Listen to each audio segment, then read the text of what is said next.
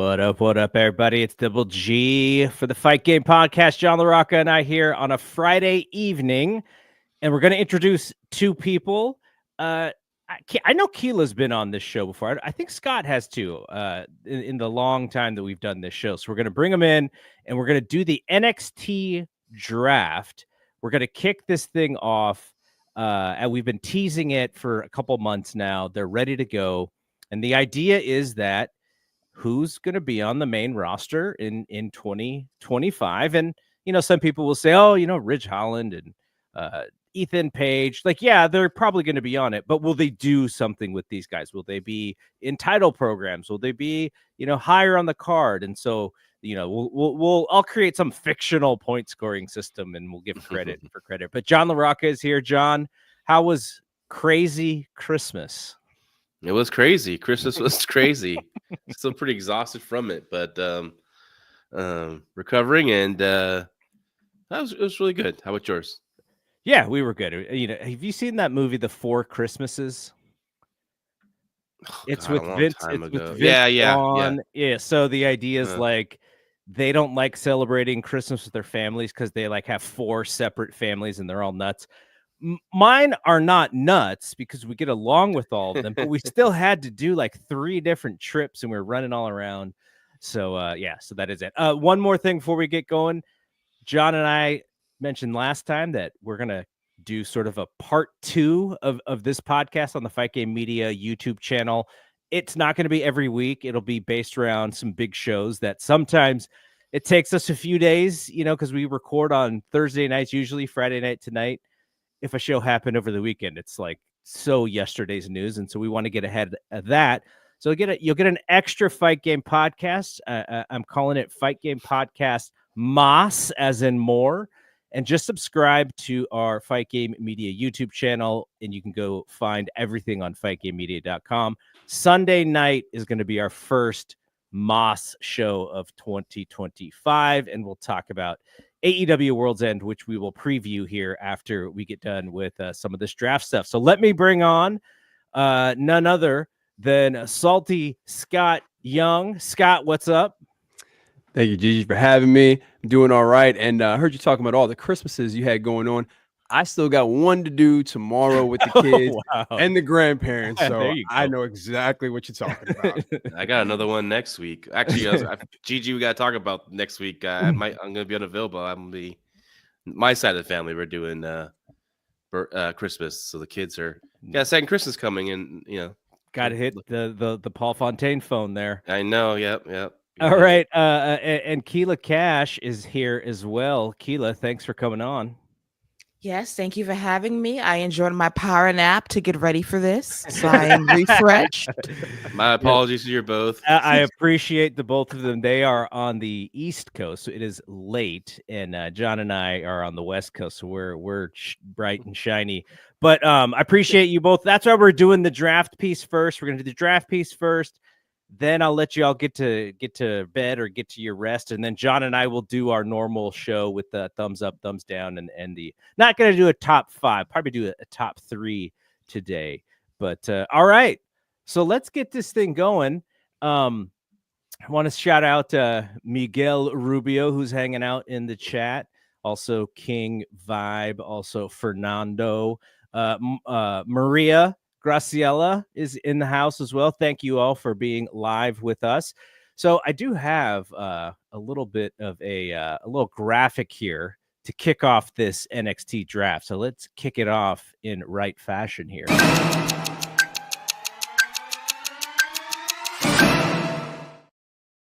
All right. So before the show started, I did a random selection to see actually I didn't. I just said Keila and Scott, since they are our guests, they get the first 2 picks. John will go 3rd. I'll go 4th. We'll snake around, so I'll get 2 picks back to back. But we're only doing 3 rounds because. So you're telling me I'm not going to do any Super Bowl squares for you because you're not present when the names are drafted here. No, that's Dave Dutra's thing, man. That's not my thing.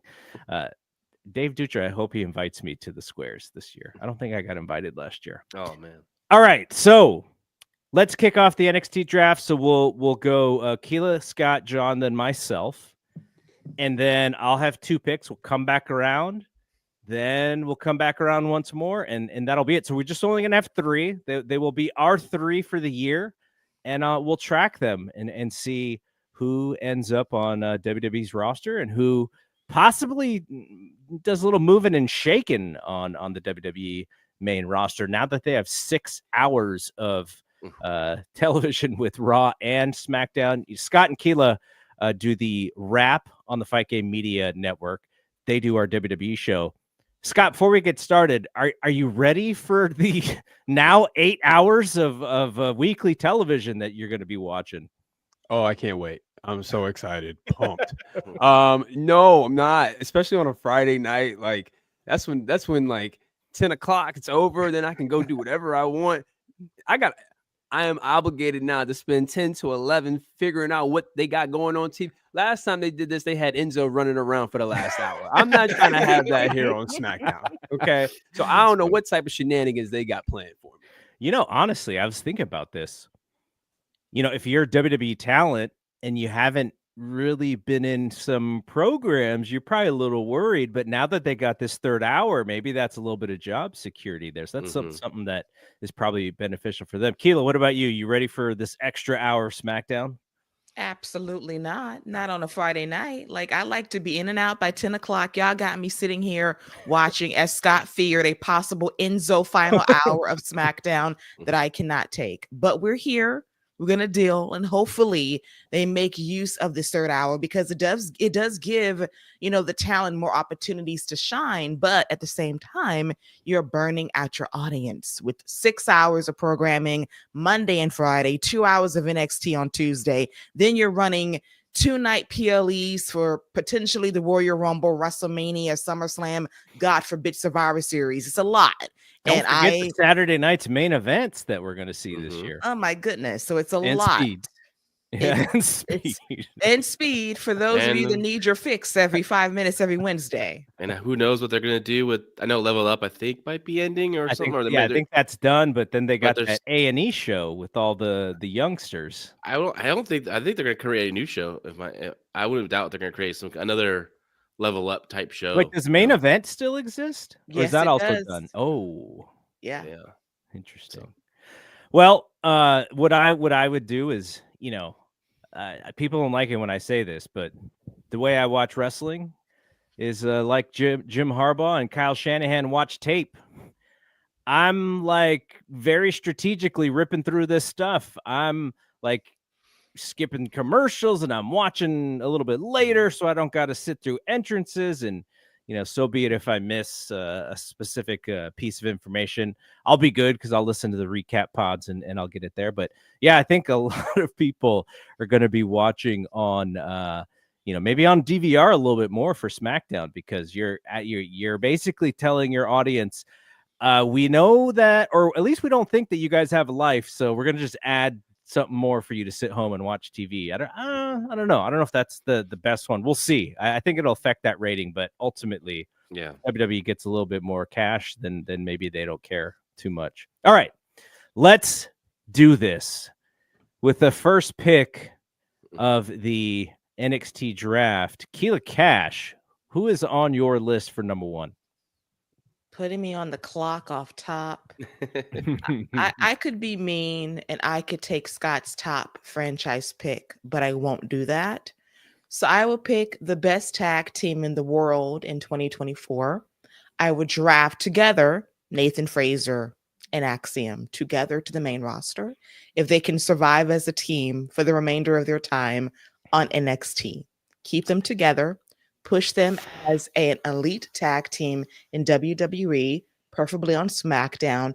Add even more juice to a division that's very interesting right now, and let them cook. I think they have what it takes to really get over on the main roster. Save the split for the main roster. Don't do it on NXT just yet. I think that's really interesting because John and I were talking about this last couple of weeks. The tag division on SmackDown is basically smaller sized wrestlers. And if you're going to bring those guys up, I think they fit very well in what is going on SmackDown right now. And look, you know, you would think that if they bring up a tag team, there's not as much competition for top belts in the tag team division. They could pretty quickly get in the mix for a title shot, I think. So that's an interesting one. Anyone have any thoughts on Keila's pick there? Yeah, I like the pick for Axiom. I think Axiom has a really big upside when it comes to the masked wrestlers. A bigger upside than like a Dragon Lee, I know, who's younger, and maybe even a Ray Phoenix and Penta who are coming in, because Axiom, a kid, he can wrestle different styles. He's not just only the lucha style, which I think sometimes can hurt luchadors in the WWE. So I just think he kind of could appeal more to the kids than the other three. But Dragon Lee is pretty cool. My son loves Dragon Lee when he sees him. So, but I think Axiom, Nathan Frazier, I worry, like on the main roster, he might annoy a lot of people. Is his gear gonna get kicked out of the locker room? Yeah. I'm not sure, but I think Axiom is the real piece there in that draft. Scott, you're on the clock, my friend. Yeah, I appreciate the Keila not taking my pick, or at least my projected pick. But I think I'm gonna swerve a little bit here. I'm going to take somebody who I just want to grab right now because I don't want anybody else to take him. And I think you could just bring this guy up and you could make him the top heel off top. I got Obafemi. So they do one of those rip up the sheet. Yeah. I mean, you've seen what they could do. You've seen how they've built him up, and he's been able to answer every single challenge, every call. And I think you bring him up there and have him wrestling a lot with those veterans who can really let him just toss him around. And man, I think he would have a field day, especially with the way they can present him on the main roster. Yeah, Obafemi's my guy. He is exactly what the Vince McMahon version of WWE would want, but also a little bit of what the Triple H version of WWE is lacking, I would say. Not that they're lacking of big guys. Everyone's big on that roster, but the way that the powerful wrestler who he is. Lashley's in AEW. Brock Lesnar hasn't been on our TV in a while. So I think Obafemi fits their roster perfectly. Yeah, I was thinking about Obafemi coming up to the main roster, and let me know if this sounds crazy, but what if you put him with the New Day, the heel New Day group, as the big O? And you can kind of hide him with it, like let him grow within that group. They're going to be still featured. As we know, New Day will be featured. They'll probably be the tag team champions within a month or so. I think that's probably why they did the change with the Viking Raiders. And I kind of like that, you can, like a Batista, like, others, like he can be on the main roster. He's with two veterans who are over, and he can, he can showcase him slowly and feature him in key spots, interfere, do much stuff, push him up, but then start slowly moving him in as a singles wrestler and dominant, and then eventually break away and, then, push him even bigger. But I like that Obafemi. I think he's has a bright future in the WWE. Who was the guy? Odyssey Jones. Like, wasn't him? Didn't they bring him up originally, like with that similar idea? And Obafemi is 5 times the product, the prospect of Odyssey Jones. Definitely. Yeah. Good stuff. All right, John, you are on the clock.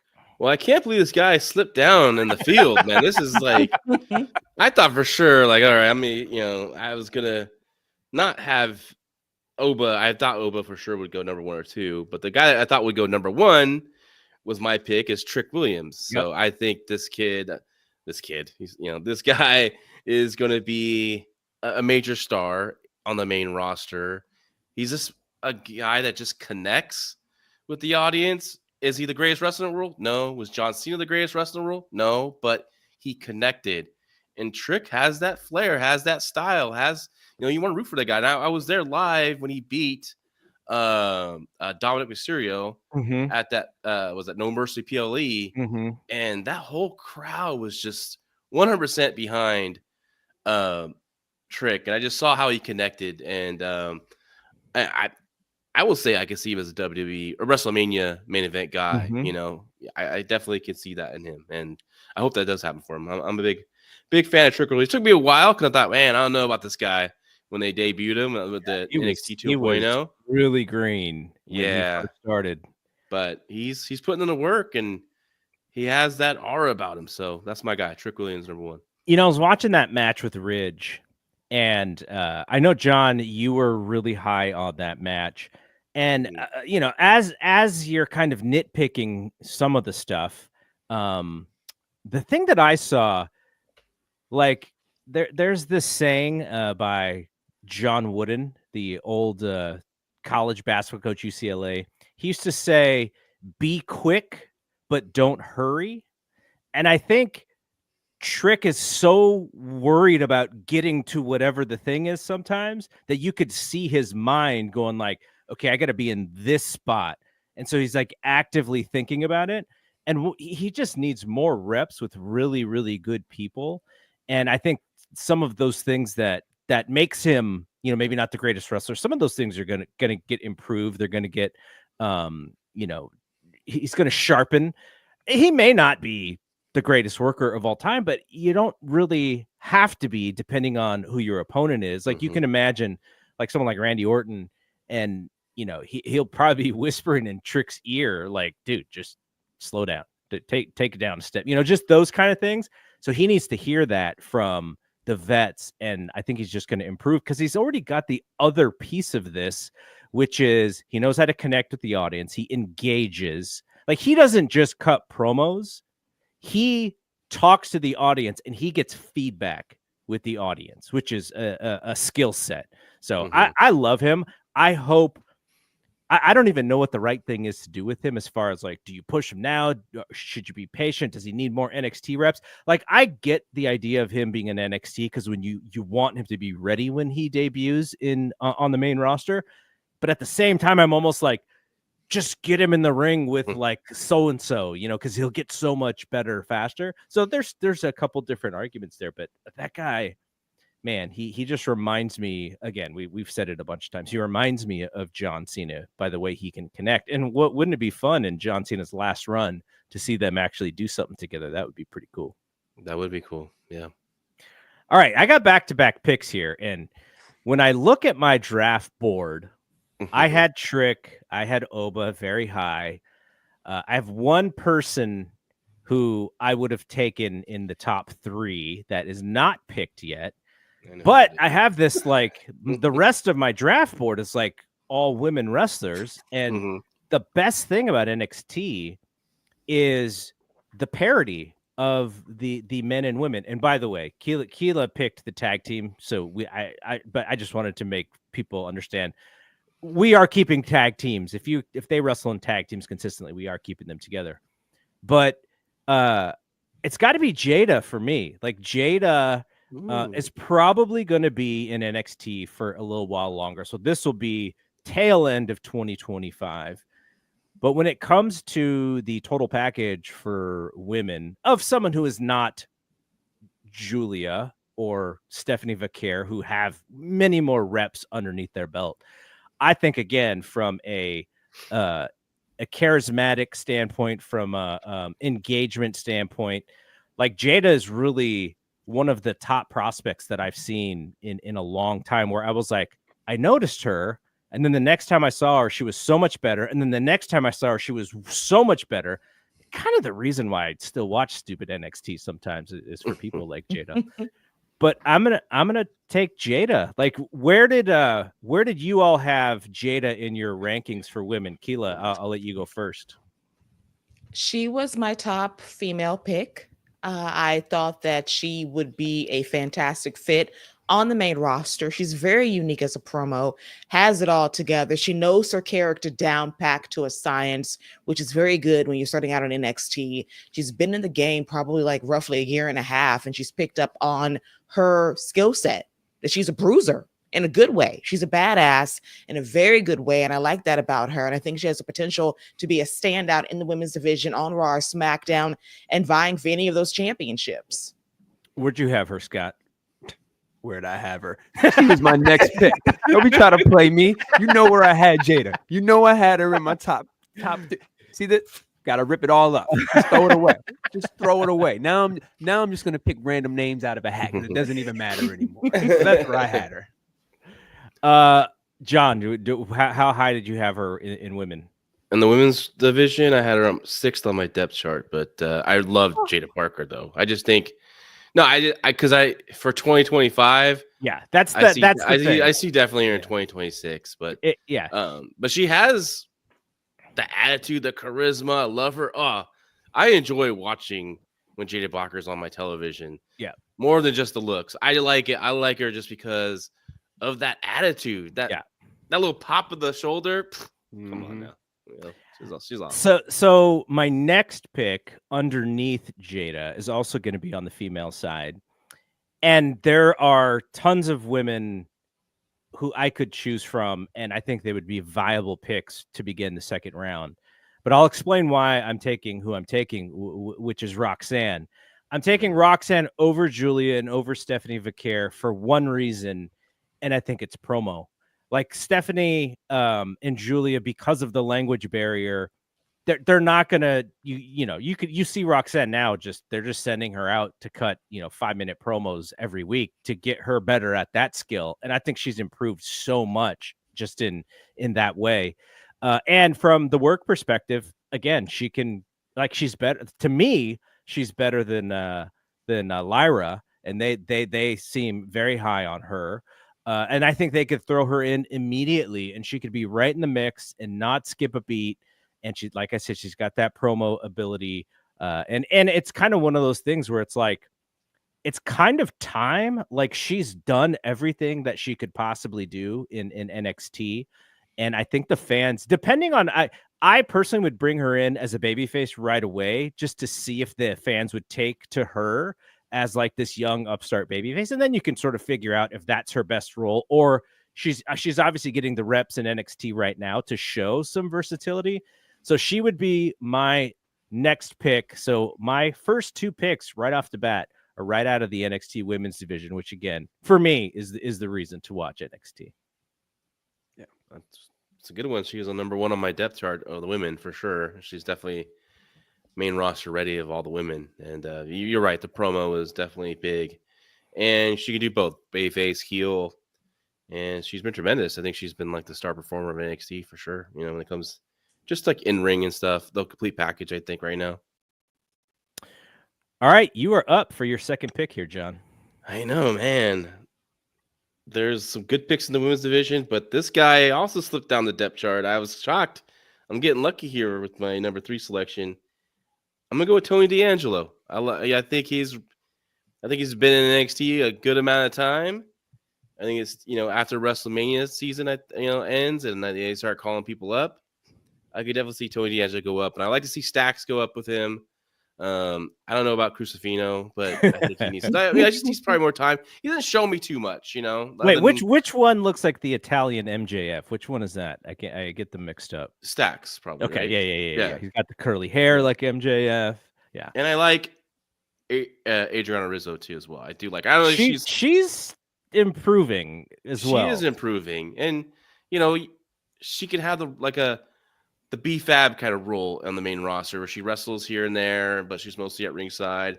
I like what she has there, but Crucifino, I'd probably keep him in NXT for a little while. But Tony D'Angelo, my next pick. Okay, do you lean as heavy into the gimmick as they do on NXT? Because they don't do a lot of that goofiness on WWE TV, main roster TV right now. Like, do you tone that down? Do you strip it? Like, how do you present him? I wouldn't do that as cartoonish as 2.0 did when his debut with his vignettes.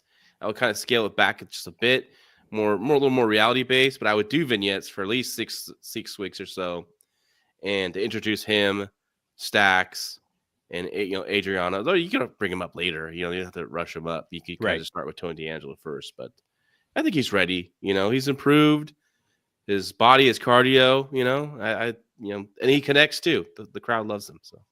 Yeah, from a wrestling perspective, he is definitely ready. He's physical and he's athletic, and I worry about the presentation a little bit because this gimmick could be limiting, but it's also what he's been doing. But I'm interested to see what Triple H would do with it. Scott, where was Tony D on your list?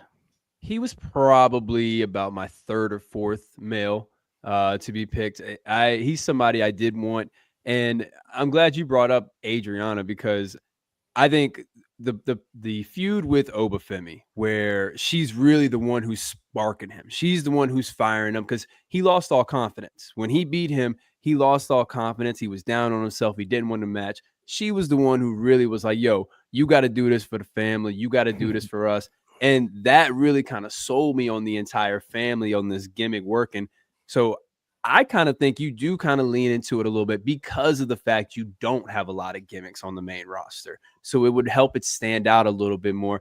And yeah, it will be a little hokey at times, but because you don't do it often, I think it would make it kind of stand out a little bit more. Maybe, when you have those backstage segments where they come into the room back, it's going to be a little cheesy, but guys will be able to make it work. I think you do lean into it a little bit.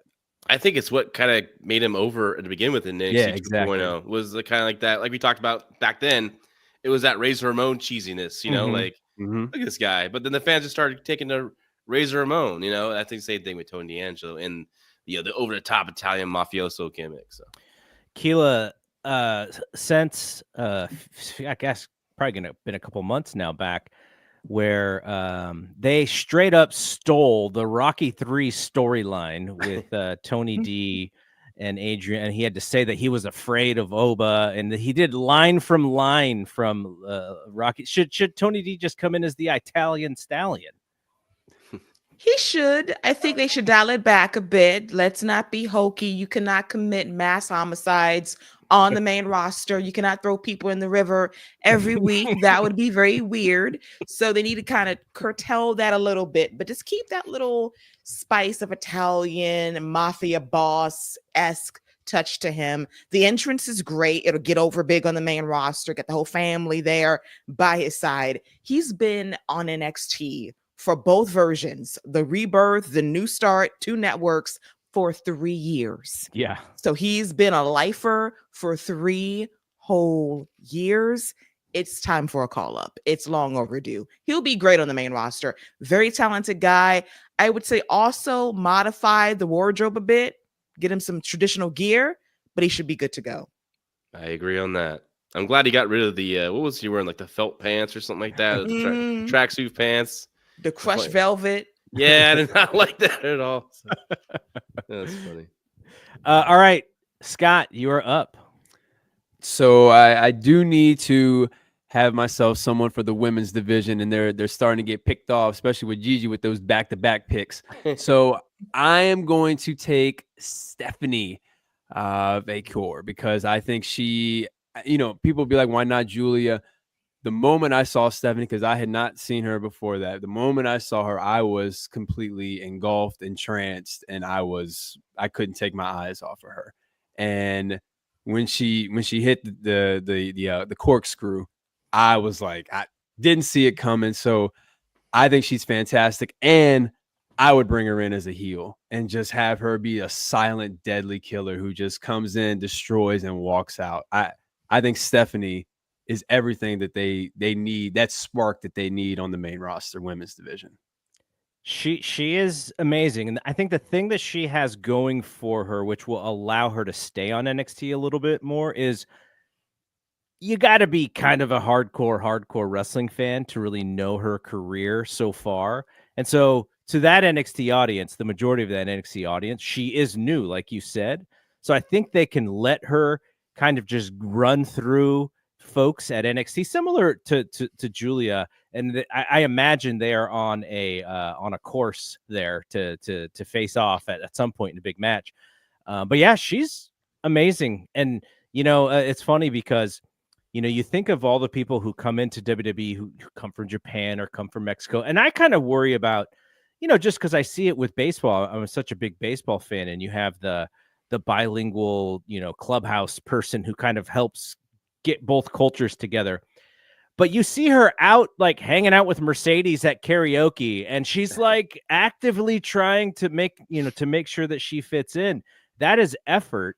And when I see stuff like that, I go, okay, like, she is in this, she is invested in this. So I root for her, because it's got to be hard to do so, but to see the effort that she is putting in, and I think her English is pretty decent. So the only thing is, is that what the main roster wants, is what she has, what they want. I think at some point when when she gets more reps in that style, I think she's going to be amazing. All right, Keila, you got 2 picks to end your draft here. All right, so all the good picks are going away very fast. So let me get to someone that is pretty obvious. Ethan Page will be my second pick to get called up to the main roster. He's ready. I think he's doing like a little excursion on NXT for right now. I think his next goal is to get Javon Evans over with another big victory, possibly at their first PLE of the year, which I presume would be Vengeance Day in February, and then he'll be off to the main roster. And I think he'll thrive on there as someone who knows his character very well. I think he'll get a bit more over with time and good rivalries. I would love to see him and Cody mix it up, one-on-one at one point as well. I think that he has the tools to be a big star. I think he's a bit underrated as a performer. I enjoyed his work on AEW a lot. I think it really came down to lack of opportunities after his feud with Darby Allin, which was really good. I think people tend to forget, like, that was a really great feud that had some meat on the bone. And after that, he was pretty much meandering on TV until he came to WWE. So I just think it comes down to opportunity, story, and time, and he'll be good to go as well. I think he's probably, out of anybody that we've picked so far, and there may be some of these folks showing up in the Royal Rumble just because they like having new and fresh bodies, but from the trajectory of there's probably already a plan for him, I think Paige is probably going to be up first, I would imagine, right? Like, would you expect anyone before Paige? Maybe Ridge, but yeah, so he's probably going to be first of all the people that we talked about for 2025. Yeah. And he's really going to benefit by the 3 hours, whatever brand he goes to, because he'll get not only time to wrestle, but also time to talk. And, he's good at both. So, it's a good pick. All right, Keila, your last pick here. Last pick of the draft. They're already kind of floating on the main roster. I think it's time to give them the full call up. I'm going with Lash and Jakara.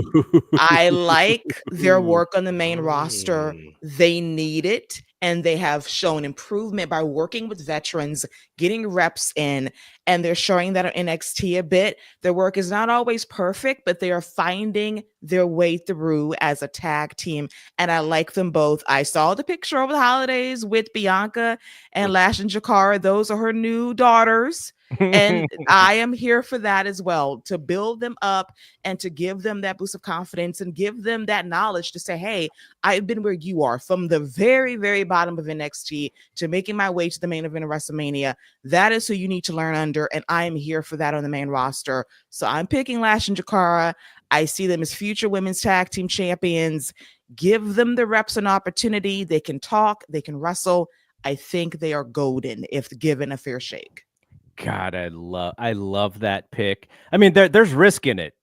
Don't get me wrong. There is definitely risk in whether or not they've been on WWE TV a little bit already, and I think they look the part for sure. Like, they fit right in. But then you get to the working aspect, and Lash has improved a lot, and she's going to have to keep improving. But Keila, the thing I was thinking about, we know that Lash has a little bit of that WNBA DNA in her. Let's see who's in her cell phone, man. We may need to get an Angel Reese in the crowd at the Intuit Dome. We may need to get a little Asia Wilson next time they go to Vegas in the crowd. That I would like to see that connection. Maybe we could get Caitlyn. I don't know if Caitlin's a wrestling fan. We ain't getting Caitlyn. we ain't getting Caitlyn. We paying for Caitlyn. We not getting Caitlyn. I don't know. I hear Caitlyn hanging out like with Taylor. Like, did I see some connection there that they may have? Like, Taylor's trying to get Caitlyn out to some Chiefs games or something. I don't know, man. Oh my gosh. Well, my Bay Area team, which comes into play next year, the Golden State Valkyries, we got one of Caitlyn's besties on our team. So Kate Martin, Killa Kate. I'm hoping that we get to see Caitlyn a little bit. All right. Great. I love that pick. Scott, you are on board up for your last selection here. So my last one is definitely going to be one that's going to be a long-term project. And Gigi, you said something earlier about, certain people working with guys and girls and them whispering in their ear, telling them to slow down.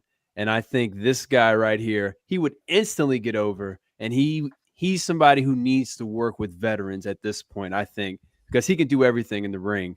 I'm going with Javion Evans. And it may be a little too soon, but I think his style is so different. He would stand out so much.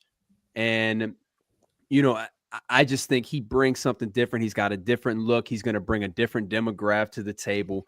And like I said, everything he does in the ring, nobody else is doing right now. There's a nice hole on the main roster that Ricochet left for somebody to do crazy stuff every week. He's that somebody who could be doing something crazy every single week. You're like, I don't know what he's got a match. Oh, what's he going to do? What flip, what dive is he going to do this week? That's the type of guy that he could be on your TV every week. So I got Evans. He's on my list. If this was a list for 2026, he would probably be in my top 5. We'll see if he makes it.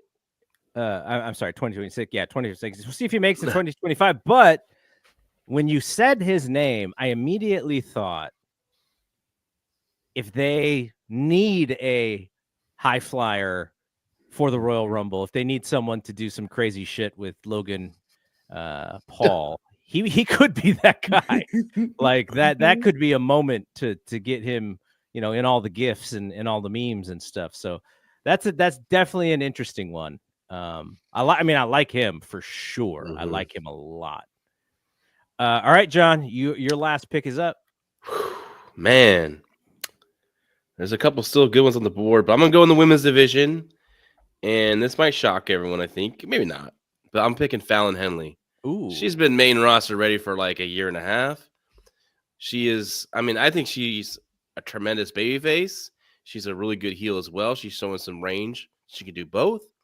But I kind of like her in that babyface role. I thought, this is the next Mickie James, the cowgirl. I really liked that look that she had. And she's a good worker in the ring. She's probably one of the better workers on that, probably right below Roxanne as the best pure worker in the women's division, I think. Maybe even better if you're really thinking about it. But I think Fallon Henley would be really successful in the main roster. I think she'll get over pretty good if they, obviously if they push her. Yeah, the problem with some of the women on NXT is I don't think they differentiate themselves from the pack. Like a lot of times I'll see somebody and I'll go, wait, is that? Oh, nope, I got the wrong, crazy made up name that they just gave them. But to your point, I think she did distance herself from the pack. And I think, but who was the woman who got drafted up to the main roster last year, who they literally have not used, who we really liked? Oh, Kiana James, but she's been hurt for a long time. Yeah. I mean, but you're right too. But the one I was thinking of was Kiana. Yeah. And because it's very easy to kind of get lost in the sauce there. I think that would be my only worry for Fallon Henley. But yeah, no, it's a good one. So, my last pick is somebody who was a lot higher on my list, but I want to go through some of the other people who I did think about. So I'll kind of go from the bottom. Eddie Thorpe is finally kind of sort of getting a push. Mm-hmm. He has been often injured as well. I remember when did he main event for you at APW where I interviewed him? That is a long time ago. 2018, 2019-ish. Yeah. And I remember talking to him back then and just, talking about his natural ability and stuff. And I don't know if he necessarily has grown as fast as I thought he would. There was the New Japan stay and then the him kind of being frustrated, and then now NXT, he's kind of stalled a little bit. I know there's injuries, but now he's getting a shot. I would love to see him. I would love to see NXT focus more around him. So he was on my list. Also, Keilani Jordan. She's somebody who's going to need more reps in her run in NXT, but from an athletic standpoint, she's got the athletic part of it. She's not all there with the personality, though they're giving her more opportunities to show a heel side in her current role. So I'm interested in seeing where she goes there. I also had Tavion Heights and Miles Bourne as a tag team. I think they're really interesting as a tag team. I think if somebody, if Triple H, somebody throws him some tape of those guys, he would probably be pretty interested in bringing them up. I also had, and again for 2026, Sol Ruca, who's I think grown just a ton over the last year, and then the one that I'm waiting for this this butterfly. She's about to blossom into this butterfly, but Lola Vice, man, like she's got so many things going for her, and just needs to finish putting it all together. And she's got the personality and the sassiness. And look, I mean, she's her own influencer, right? Like she blew up wearing a karate gi in the daytime and a dress in the nighttime just through social media. She understands how to dress herself. Some other outfits caught my more attention, I think, on the social media. Okay, but that leaves Julia. We cannot have this draft where Julia goes undrafted. So she is my third pick. And I had all women. I had Jada, Roxanne, and Julia. John LaRocca had Trick, Tony D, and Fallon Henley. Scott Young had Oba Femi, Stephanie Vaquer, and Javon Evans. And Keila Cash had Axiom and Frazier, Ethan Page, and Lash Legend, and Jakara Jackson. So we'll keep we'll keep track of our folks. And when we see someone come out on Raw, I'm going to scream, that's I drafted her. And we'll talk about it on this podcast. But this was fun. I would like to do this. Who knows how long we're all going to be doing podcasts. I don't know. Do we just do podcasts for the rest of our lives? I'm not sure if that's how it works. If we do, we'll have many opportunities to do more of these drafts. But before you guys get out of here, Keila and Scott, I wanted to give you a chance to talk a little bit about the last episode you did, the Rap Awards, and just kind of the rhythm of your podcast for 2025 on the Fight Game Media Network. Keila, go ahead. Yeah, so we did our Rap Awards recently. We talked about the year that was in WWE, talked about the best and worst moments, gave out our third annual Von Award. Von Wagner, we miss you, dog. Wherever you at, just keep fighting the scrapper for your career, wherever you may be. Don't give up. I appreciate the Von Wagner love, man. There was something with that kid, man. There was definitely something. I've been preaching forever. Sorry, Keila, jump in there. I'm sorry. My apologies. But he brought up Von Wagner. I got to say this. I'm telling you, man, Grayson Waller, Austin Theory with Von Wagner as the stupid jock that you eventually turned babyface, be like, he's always kind of like Grayson Waller kind of picks on him. Austin Theory is kind of like cool with them, but, kind of goes with Grayson.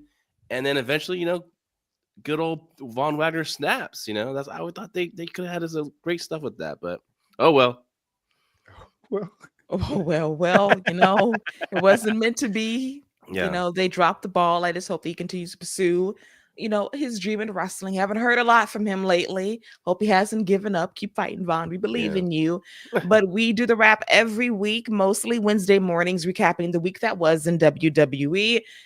And Lord have mercy, there's going to be a lot of things to talk about with 6-hour WWE programming Monday and Friday, NXT on Tuesdays, PLEs around the bend as well. So a lot to unpack. But our next show, I believe, could potentially be live, the first NXT of 2025, New Year's Evil, to coincide with Raw's first episode on Netflix on January 6th as well. So fun times in LA. We'll probably talk about that as we get ready for the Royal Rumble in February, not January, February.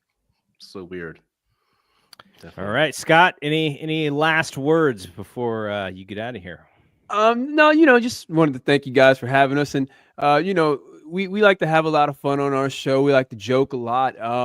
And, just an idea of kind of how our show goes. one of my matches of the year. One of Keila's favorite matches of the year.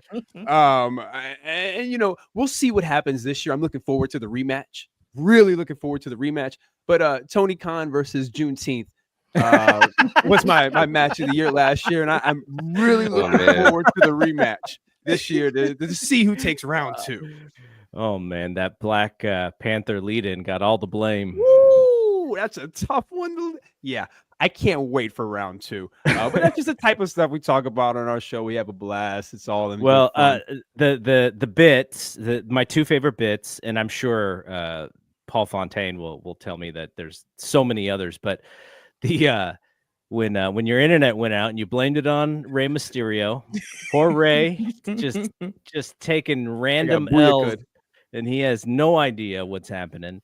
And then, whether or not Cody Rhodes can get invited to the cookout, like that became a thing when Brian Alvarez didn't realize what the phrase meant. So, like you guys were on top of that one. He thought it meant a literal plate. Like, no, that's not what it means. But we're gonna school you anyway.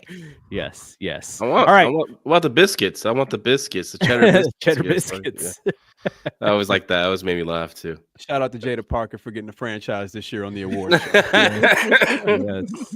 Shout out to Julius for obvious reasons. Thank you for whatever you did on Monday with the picture before Raw. Bless you, sir. Go. All right. So yeah, check them out, and just if you are subscribed to the Fight Game Media Network audio feed or the YouTube channel, you will get your alerts and notifications for everything that Scott and Keila do for Fight Game Media. So thanks to you both. I appreciate you staying up. And this draft was fun, and I'm glad we got it done before the year was over. So good stuff. Take care, y'all. Thank y'all. Take care. Bye, guys. All right, John. Let's finish off this show, but we're kind of going to go backwards a little bit from how we. Is Miguel Rubio still in the chat? Is he still? He was earlier. Yeah, he was there earlier. Oh well, wish him a speedy recovery, man. Yeah, our crew got a little ill these last few weeks. I'm making a comeback, dude. I'm making a comeback. I'm feeling it's taking a little time, but I'm making a comeback. Yeah, but Miguel and his brother, they both got a little ill. Hopefully, they are on the mend, but they're gonna miss World's End, which we'll talk about here in a second at Big Dave's. I'm not going to be there either because I have. We were talking about the 4 Christmases. My kids and their significant others we're taking them out for dinner and for bowling. So I don't know. I don't know what's happening with Big Dave's tomorrow. Did you see the news? Corbin Burns, the Arizona Diamondbacks. Oh yeah, so sad. Come on, brother. So sad. Corbin Burns could have been a Giant. But I think there were some options in his deal that the Giants probably didn't want to mess with. So, all right. Anyways, let's you heard Keila, Cash, and now we will play her drop for our thumbs up and thumbs down here. Thumbs up, thumbs down. All right, John. There wasn't a lot wrestling has been nuts the entire year, but as December kind of we're at the end here, not as much news in wrestling right now. But what was your thumbs up for the week? The Sami Zayn promo to open up Raw when he confronted Drew McIntyre. He's always a very strong promo, one of the better promos in wrestling today. But that promo when he threw everything back at Drew McIntyre was just awesome. I was hanging on every word. I was watching Drew's expression, and I thought it was just another awesome segment on Raw. Like they usually have like this, at least at the minimum, one segment like this each every Monday, and this was another a stellar one in my opinion. So that Sami Zayn. When is he going to beat Drew? Do we got to wait until like a whole year? I don't know. Sammy's just one of those guys. He's like they say like a Ricky Morton, like a guy you can beat, and he's always going to keep his heat. Fans are always going to love him no matter what. I don't think there's a need right now to have Sammy beat Drew. I think you need to really continue on this path with Drew and the original Bloodline, because there's that bigger match with Roman Reigns, right? So, yeah. All right, my thumbs up. You're gonna laugh at my thumbs up, but this is based on my thumbs down for last week, okay, which was Ricochet getting bullied by the Hurt. What are they now? They're not the Hurt Business. Hurt Syndicate. Hurt Syndicate. You know, Ricochet. You know, looked kind of like, I don't know, a loser in the ring with those dudes, but he then leaned into this heel turn on Collision. Now, you know, Hammerstein, you're going to get a good crowd. They're going to make that show as good as possible. They're good fans in that way. You know, he had the match with Ospreay, which I actually didn't really like that match that much. I thought it was, you know, probably, I don't know, one of the worst ones that you'll ever see from them. But there was it was storyline implications and such. And then he did a match on Dynamite where the stipulation was that he simply couldn't lose. And so I was kind of wondering how he was going to do this. I'd already been spoiled. You know, we were all spoiled if you were paying attention. Mm-hmm. And I wanted to see his mannerisms. He's got this thing with the toilet paper and, you know, he's throwing toilet paper. And so he's kind of leaning into that. But there was a moment in the match where when he realized that a draw gets him to the finals of this Continental Classic. And I thought he played it like the absolute best kind of asshole possible. And it wasn't only that, because I thought he was really good there, but it was in his interaction with Swerve. You know, Swerve is like cooler than cool, like just like the coolest dude in all of wrestling. Like, just, I don't know how you can out cool Swerve. So he didn't, because he still kind of looks like a dork next to Swerve. But he called Swerve by his name. And then, you know, I'm kind of getting into the Raj from What's Happening laugh at the end. And, you know, he Ricochet gets a little one-liner out, like right at the end. That's why your house got burned down. Like stuff like that, where I don't think the character is necessarily great in any way, but because I shouted him down so poorly the week before, I have to give him props, because it's better than I thought. I thought he was going to be dead in the water, and he actually showed some personality. I think this version of Ricochet is a much better version than the babyface version that he came into AEW with. Yeah, I want to see him grow with it more. I want to see. I mean, I only watched the YouTube clips because I was so busy with the holidays and stuff. I didn't get a chance to sit through the full matches from the Collision and Dynamite. So I want to see more of his work. I don't think a heel should be doing a 630 through the floor, through the table. By the way, is that no disqualification in the Continental Classic? Like, managers, seconds can't be at ringside, but you can pull a table out. Well, and put a person through it. The Hurt Syndicate weren't even allowed in the building. Yeah, but like you can use the table though. I don't understand that, the psychology, like what they're trying to set. So it's whatever. I think they just go when we need to. We call the red shoes rule, and we don't. The red shoes. Very lenient. So I'm giving it more time with this heel run he's having. I'm gonna see how he does at the pay-per-view this Saturday. So yeah, absolutely. What about thumbs down? My thumbs down is Ricochet. Not because of the wrestling aspect of it, but the social media aspect of it. I heard about this. I didn't see it. He's been a jackass. I think he's trying to be. I don't know what he's fucking trying to do. Maybe he just feels like, I can say shit now because, you know, no one's going to get me in trouble. No one cares. Tony's not going to find me. But he's not doing a good job at it. And I saw he got owned by somebody. That was great. They cooked, as the kids say. The guy got cooked. So I just think he should kind of scale back. Work on your television character.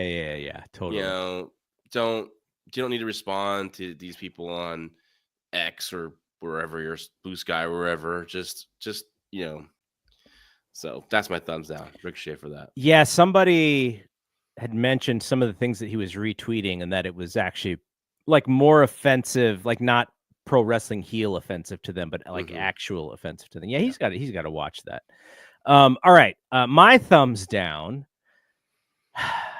I kind of thought, Christmas, like maybe I don't do a thumbs down, and maybe we just kind of like, just be nice to end the year.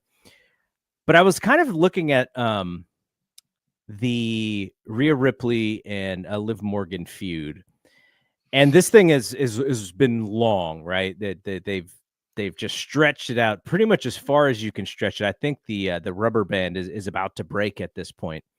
And so they have this match on Netflix, and I'm like, oh, like, I think it's time. Like, Rhea's got to win the belt back. She doesn't have to hold it forever, but, she's got to move on and become, stay on track to be the big star. Maybe Charlotte comes back, something happens. There's got to be something next. Like, I'm kind of, I can't wait for her to get out of this thing. Not that Liv has been bad, not that dominant, like it's been good, but I think it's time. And then I saw they have a stipulation for this match now, which is last woman standing match. So I'm kind of wondering what the stipulation is for. Now, if you're beating Rhea, like if you're extending this thing further, then that is kind of an out to beat her. But if Rhea's winning the belt, unless she just wants to beat the life out of Liv over and over and over again, I'm not exactly sure why they need this stip. I'd just rather see her win with her finisher. But then you have the Netflix aspect of it where it looks like they believe maybe a stipulation match is sort of more like what you would do on a PLE. So they want to load up the Netflix show with the stipulation match. I don't know. I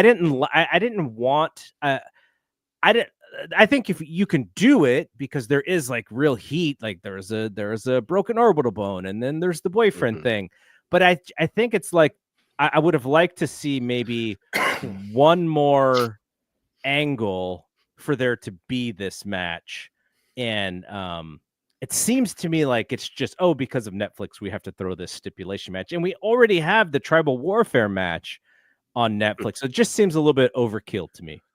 Yeah. When I first saw that stipulation, I thought maybe they're going to give Rhea an out and continue this feud a little longer. But I can also see that they're probably like, they've already had the regular singles match. They've already done that. So maybe they need to add a stipulation to it. And a last woman match, a last man standing match can be a pretty big finale to a feud. So I think, I don't know why they would, a lot of people think they have to do stuff like this. When they have shows like this, the first of on a new network or something, it's like they always have to change the title. So this could be, doing that here, putting Rhea up on as champ. So, but I'd like to see her move on too. Charlotte's like, I think she's ready to go. It's just, they're just probably, I'm guessing the Rumble would be the time she kind of comes back. But I mean, Charlotte, Becky, bring both of these women back for WrestleMania season. That's huge for them, I think. All right, let's get to our top 5, which is not really going to be a top 5. It's going to be more like a top 3 because we had the long draft segment at the top. But let's get to our top 3. Drums, please. All right, I wanted to lead with more WWE matches that are coming. And the first one is Cody Rhodes against Kevin Owens in a ladder match at Royal Rumble. And the whole gimmick to this match is, KO's got the winged eagle belt and Cody's got his strap, and they're both of them up on the ladder. Winner both belts here. So I think you had mentioned earlier, reminds you of Shawn Michaels and Razor Ramon. Yes. And I think they'll have a match that will probably be, pretty close to as good as that match. So it's I think they will deliver in the ring. But that is our first big title match for Royal Rumble, which is in February this year, which is kind of weird. But yeah, so there's your probably our blow off to KO and Cody at the Royal Rumble. Yeah, I think it's I'm not a big ladder match fan, but as long as they just keep it the ladder, like Shawn and Razor did at WrestleMania 10. I don't think they need tables and chairs, but we'll probably get that. Yep. I'm sure it'll be a good match. I just hope no one gets hurt, especially Cody Rhodes, because that would ruin a lot of plans. Yeah. In 2025.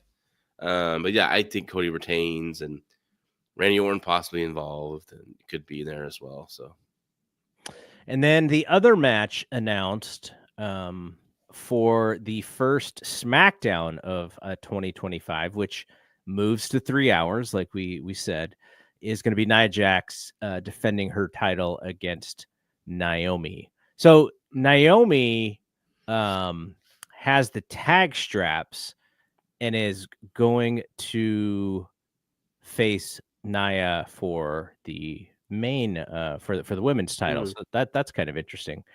Yeah, it's a match. I think it's nice championship match. I don't think Naomi's winning it. Yeah, I don't think so either. But yeah, so that's what WWE announced, and what I would kind of consider a sleepy week for television. They're really gearing towards the Netflix show, and they have one more Raw to end 2024.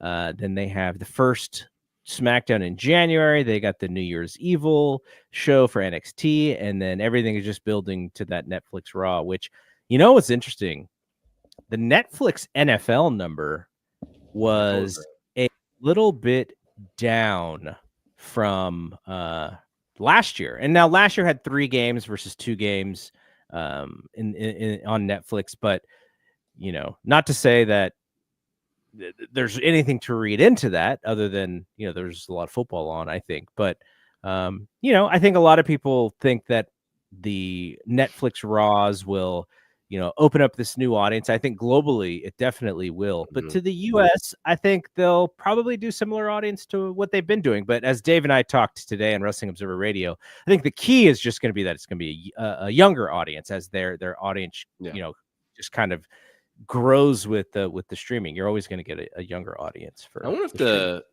if I know you said 3 games last year and 2 games this year, but I wonder, because that second game was such a blowout. Yeah. People are just like, all right, let's get back to Christmas Day, but yeah. No, I mean, it wasn't close. Yeah, you're absolutely right. Neither game was really close. So, so that was part of it. But yeah, so we'll see. I'm excited for that Netflix Raw. One of the reasons why I'm excited is because we'll be able to watch early. Like I've had to wait until the Pacific time viewing, but with Netflix, it all goes up at the same time. So I'll be able to check in at 5:00 in our time and see it. Not that I'll sit there and watch the full 3-hour show, but I'm interested. I want to see, see it when everyone sees it. So that'll be cool. And we'll be at the second Raw on Netflix. Second Raw on San Jose. I mean, I'm not 100% confirmed yet, but I'm waiting. But if I do get tickets, I'll go. Yeah, no. And that, the other thing about that, I thought that, second Netflix Raw at San Jose, those things are going to be sold out, but there's still tickets left. Some of it is the high prices, but some of it is also that, if you would want to see Raw in San Jose, they've done that. I think this would be like the 4th one in the last 2.5 years or something. So they've come to this market pretty frequently, which is cool, because I think, those Raws have been pretty good shows. So I'm looking forward to that. See how long the kids stay this time. It'll be an hour and a half again. Yeah, totally. Okay, the end of the Continental Classic wrapped up. Now we have the finals, and we'll talk about the full World's End. But we got the 2 leagues. We on one side we have Kazuchika Okada, and we have Kyle Fletcher. On the other side, we have Will Ospreay and Ricochet. So it's a good Final Four.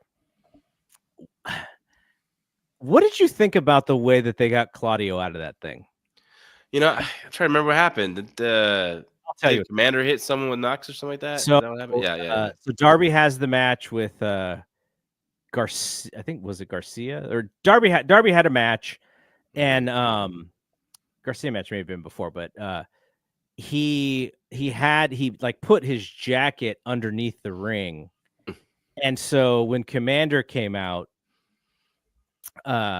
he had the he whispered into Commander's ear, because the matches were like back to back, and so he whispered into his ear, and he was basically saying that he's got knucks underneath the ring.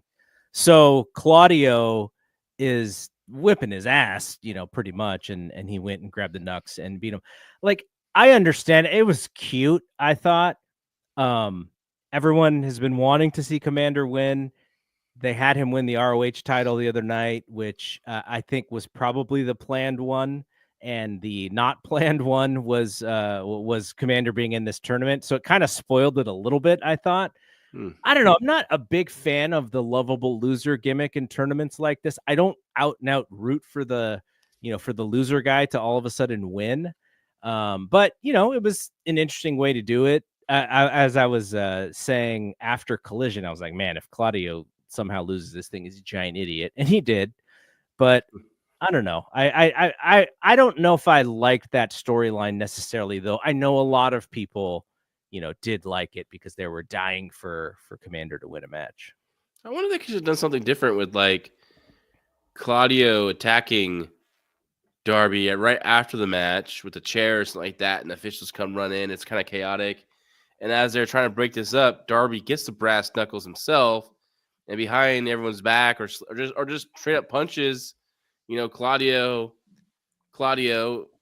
and with the brass knuckles makes him really loopy. So, but maybe the original ref didn't see, or no one really saw, or stuck that in, and then maybe Commander comes out and wins it because Claudio wasn't obviously 100%, and he quickly beats him. Like, he could have done something like that, but I don't know. I mean, oh well. I think they murdered Darby tonight on Rampage. From what I saw. That's what I heard too. Yeah, I didn't see it. I'll probably zip through it because Rampage is pretty easy to zip through. But yeah. So that was how they got there, and I will say that Hammerstein building worked to their advantage because that crowd, was going to make sure that they were there for that stuff. And it was good. I still have an issue with that building because I just think it looks too small. Like, when it looks like a wall and you just see people like hanging out in the holes of the wall is what it kind of looks like. It's a little too small for my taste, but I think the crowd was really good for it. So I think it benefited them a lot. Well, they made it smaller because they only set it up for 1,400 people. It's a 2,200 seat building, I think, or you can get maybe a little more for wrestling with the floor and everything, but they made it even smaller. That's why it looks smaller than like you would remember, like when ECW's height and even WWE when they did the one night stands there and stuff. So yeah, totally. So then we have the semifinals matches. We have Will Ospreay versus Kyle Fletcher, Kazuchika Okada versus Ricochet. I think it's probably, I don't know if it's 100%, but I do think it's probably like 99% that Okada goes over Ricochet. But what do you do in the Ospreay Kyle Fletcher match? Man, I don't want to see. I still want to see Kyle win, but for some reason I can see Tony is fanboyish, like wanting to do Will Ospreay and Okada. So. Could you do something where Don Callis's interference backfires on Fletcher and Ospreay does win the match? You could, but then now what? You're going to cause issue between those guys. They just put them together recently. So I don't know. I didn't like the brackets. And then you have Okada, who's a heel, but the fans kind of like him when he says bitch and flips people off. But then Ricochet is a heel now. And we already saw Will Ospreay versus Ricochet. I don't think anyone wants to see Ricochet versus Kyle Fletcher as a final. I think Okada's definitely is going to win that match.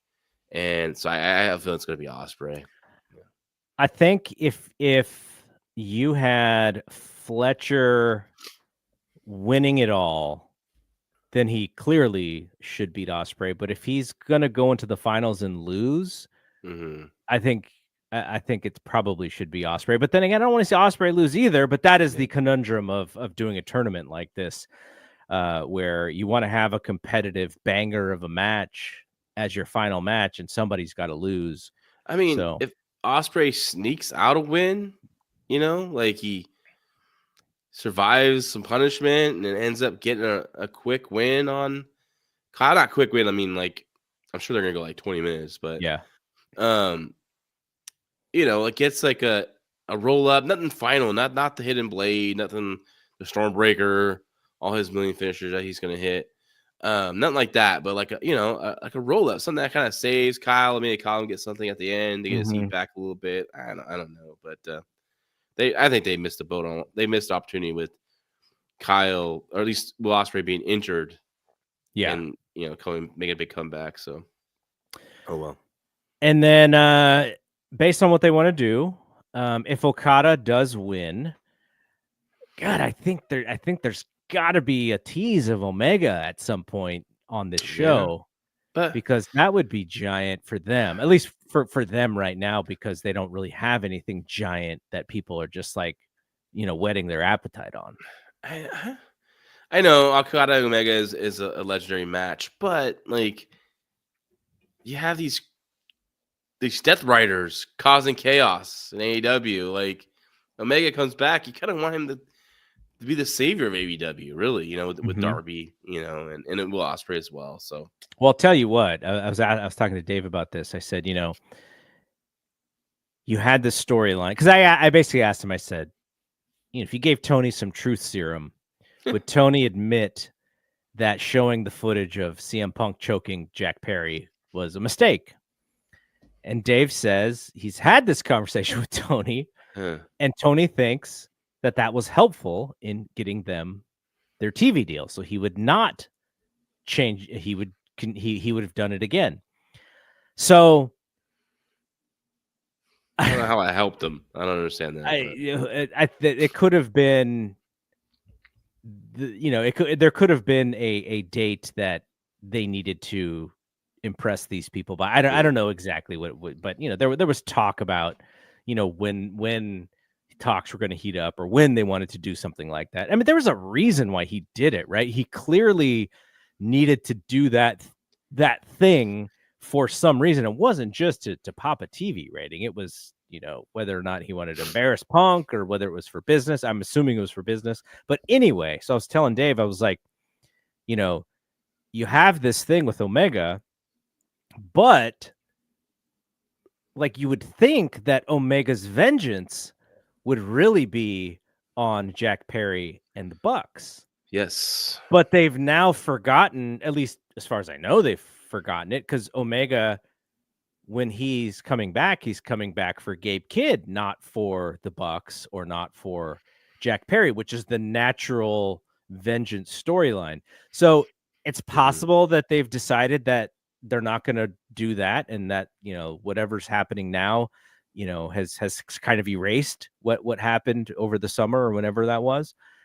So maybe Omega has Kidd, and maybe he does go for Okada, and maybe then he goes after the Death Riders. But I do believe he is maybe the one guy who you can bring back who feels special, because he hasn't been booked, and because we know that he has real illness.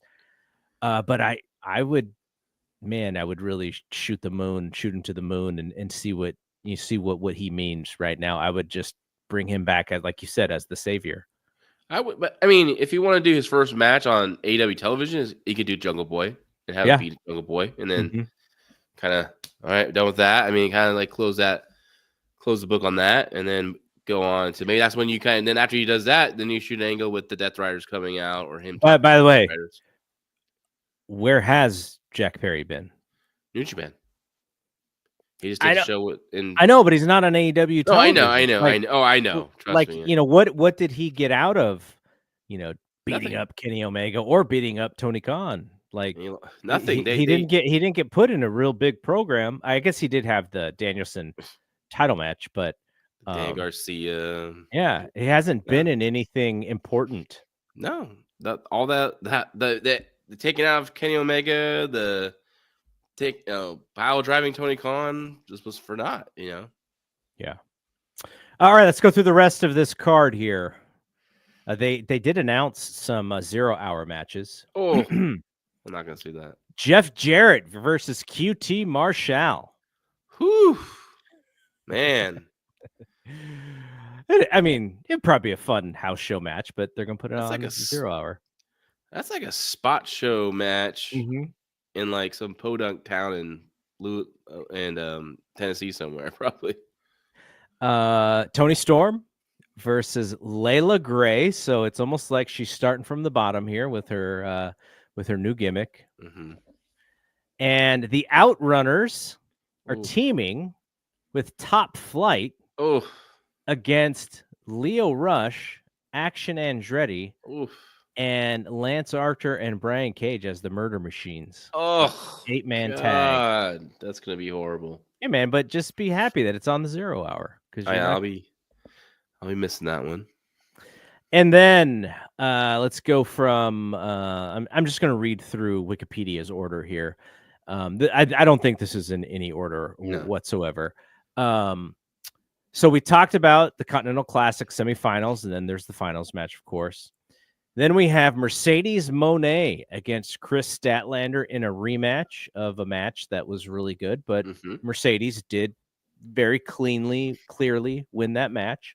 So they had no one else for Mercedes, and so we're running it back, which from a wrestling perspective, it's probably the best actual wrestling match that they could put on right now. So good with that. But from a storyline perspective, they kind of punted on whomever was supposed to be next for Mercedes. Yeah. Obviously, she's going to win. I really like that match from last pay-per-view, so I'm looking forward to in-ring. But I think Mercedes probably should win. I think it was today or on Speaking Strong Style. I think it was either Jeremy or Sam from Power Bombshells. Kind of thought maybe because it's in Texas for All In, Athena would be challenging Mercedes Moné for the title, TBS title. I thought that was a good idea for Texas market, and so Athena's still doing stuff with Billy Starks on ROH television. I saw some clips of that. Yeah. So yeah, because then Mercedes has a date with Mina at the Wrestle Dynasty show in the Tokyo Dome. Yeah, for some reason I thought the winner of that 4-way match is wrestling Mercedes that night, but it's not. They're just like in the pre-show with the women's 4-way, and then winner gets a feature for title shot, I guess. In the match that I'm probably looking most forward to, that is not a Continental Classic match, Takeshita and Powerhouse Hobbs, though, hasn't been super built up of late. I almost forgot that it was on the show. Yeah, just like last Takesha's match on the show with Ricochet, right? That was kind of added last minute. Yeah, and there wasn't been that great of build to this match. I don't think you take the belt off Takesha, so I think I don't think this is kind of a bad match to book for Powerhouse Hobbs, who just kind of returned from an injury. So he's got to look great here. Or else there's no reason to do it. Like if Hobbs just goes in there and he wrestles competitively for 8 minutes and loses, there's he's got to get close. He's got to look like $1 million in this match, I think. Yeah, no, and since Takesha's a heel, I like to see him cheat to beat Hobbs, so Hobbs have something made for a rematch. But my guess will be a flat finish, and Takesha over, because I think Takesha is supposed to be defending the title at the Tokyo Dome, right? Versus Takagi, but that can always change as well. Yes, there's like a couple of different matches that if they all come out, then it's Takeshita and Shingo. And then Mariah May versus Thunder Rosa in a Tijuana street fight. Man, no. Yeah, this one's a little. This one's kind of forced. Thunder Rosa has been on and off. We haven't really seen her on Dynamite that much. I know she's been doing other stuff, but it's just like they needed somebody. I'm assuming, and they think Thunder Rosa will get a crazy. She could do a crazy match. She's good at the crazy matches. She's done the violence in the past, yes, but person with back injury should be doing something like this. I don't know. I know wrestling probably not. It's just hard in general, but yeah. No, not looking for that one. MJF Adam Cole singles match for the AEW Dynamite Diamond Ring.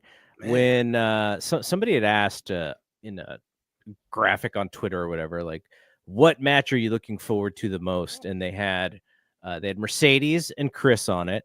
They had MJF and Adam Cole on it. They had the 4-way for the title, and they had Mirai May and Thunder Rosa on it. They didn't have Takeshi and Powerhouse Hobbs, or I'd pick that one.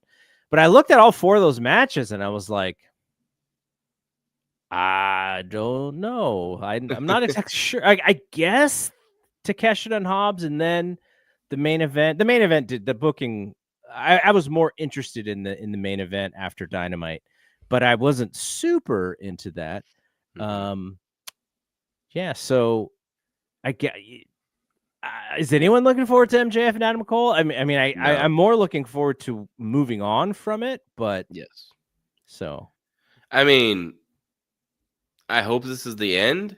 You know, just like we hope K Mega beats Jack Perry. That's the end of this. This chapter needs to be closed. But remember what they say: Michael Bennett and Matt Taven will be at ringside to make sure MJF wrestles by the rules. So that seems like an angle alert for them turning on Adam Cole and joining with MJF. And I can see the Undisputed Era getting back together, and then so this has really cooled off MJF big time. I know he was off TV for a while. He had to cut those, those pre-tape promos. That didn't do him any favors, but this has been death for him. I was wondering if they were going to Yo Mama jokes next based off of the promos that they've been cutting. It's like I'm so ready for this to be over. Not an MJF fan. Obviously, I like that guy, but also the other part of this is we all know he's friggin' filming a movie, and doing this storyline half-assed. So he's already not even intentionally. He's already big timing Adam Cole in this thing. Mm-hmm. And so I don't know, the whole presentation I think has been way off. Yeah. Okay, so then we have the 4-way: Moxley, Cassidy, Hangman, and Jay White. I still believe in my heart of hearts that this should have been a one-on-one against either Jay or Hangman, but Cassidy is like he's like the elephant in the room here. He did a promo the other day where he was like, he said something, and I was like, you already lost, dude. Oh yeah, he was like saying, Moxley runs away from him and stuff. I'm like, dude, you just lost. Like, why are you even in this match? So whatever. Cassidy's, he's gonna be the crowd favorite because he's an underdog, and he wrestles in that kind of style. So if it's gonna be a 4-way, sure, he's in it, fine. Yeah. But Hangman Page, the crowd is reacting really well to him. Like, he's kind of been also presented as like the main event guy, the cleanup hitter of the team. But I do want to give credit to Jay White because I think he has been doing a good job on the mic. I think his character is stronger than it's been. I would have loved to see him get the shot at Mox. I think that would have been a really good thing for him, but not the case. And we'll see what happens. The storyline is literally, can the 3 baby faces get on the same page to beat the heel? To beat the heel. So, but who's gonna get the win, right? Who's gonna be the one that pins Mox? Mox retains. I think it's pretty obvious. But if Mox just beats Orange Cassidy again, is that just kind of cheap? But you don't want to be Hangman, obviously, right now. Yeah, you don't want to beat Jay White. Yeah. And I can see one of those two, maybe Jay White first, challenging Moxley at that Fight for the Fallen show. That's going to be streamed along with Max as well. That could be a main event on that show as well. So, what they got coming up next? Not Revolution. Is it Revolution that's next in the pay-per-view? Yeah, the next pay-per-view would be Revolution. But they have, unless whatever they're doing with that Australia show, right? Because that Australia show is in February. And I know Big Dave thinks it's going to be Max streaming show rather than pay-per-view, but he's not 100% sure. He's just kind of guessing. So they could do something there. Maybe they're saving Jay White for that show. Yeah, that sounds about. I didn't totally forgot about that show. So that could be Jay White. maybe they're banking on Edge and FTR versus, the Death Riders for the Fight for the Fallen show. That makes sense. I forgot about that Australian show. So yeah, Jay White would be a good opponent there, and I think Revolution will probably be Hangman and Moxley. Where do you go after Texas Death though? That was their last match, right? Well, I'm just thinking like Death Riders, trying to do the same thing they did to Daniel Bryan with Hangman, and maybe that's where Omega comes back, and you reunite that tag team with Omega and Hangman Page, and you kind of maybe Hangman's the guy that kind of brings them back to reality, kind of cures the crazy cowboy, and they reform that team, and they can then that's more interesting thing to the AEW fans. Hangman and Omega together going after the Death Riders would be more interesting than what they're doing right now. So yeah, for sure. All right, well, we are going to have a bunch of stuff upcoming like very soon, because not only is next weekend already is going to be Wrestle Kingdom and Wrestle Dynasty, and we'll figure out if we're going to do anything for that show. But like I mentioned, on Sunday night, John and I are going to be back on the Fight Game Media YouTube channel, as well as Fight Game Media Network, with the part 2 version of this show, Fight Game Podcast Moss. And we'll try it out and see if we get the same rhythm as we do with this show. I may have to make a new background because it's not going to be on Figure 4 Online. But it's going to be a lot of fun. And, this will be sort of our side project for 2025. So go subscribe to that YouTube channel, subscribe to the audio network if you want to hear a free version of this show. The only time we're free on F4W is when we do the live stream. Our audio is still behind the paywall. So, so let's do it. I will put, I'll probably create the live stream for that show, and I'll put it in the show notes for this show for the website, folks. But just come through, just search Fight Game Media in YouTube. We'll pop right up, and then you can subscribe to that channel. All right, John. So we will be back on Fight Game Media this weekend. You may be off next week. We'll sort of figure that out. Yeah, I will be off, unfortunately. Yeah.